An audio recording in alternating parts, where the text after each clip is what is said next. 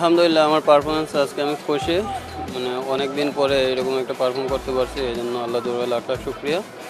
আমি অনেক খুশি এবং আমার টিমটাও জিতছে, এই জন্য আরও বেশি ভালো লাগতেছে। আসলে বিগ নেম মানে খেলায় বড় ছোট বলতে কিছুই নাই, যে ভালো করবে সেই মানে জিতবে, এটাই নিয়ম। তো আমরা আসলে ওই টিমের প্লেয়ার নিয়ে কোনো চিন্তা করি না। ইভেন আমরা মানে মাঠে আসার পরও আমরা মানে জানতাম না যে কে খেলবে না খেলবে।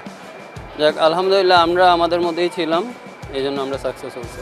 আর সবারই স্বপ্ন থাকে ফাইনালে যাওয়া, ফাইনাল খেলা, চ্যাম্পিয়ন হওয়া। আমাদেরও স্বপ্ন আছে, বাট ওই স্টেজটা তো আরেকটা স্টেজ পার হওয়ার পরে যাইতে হবে।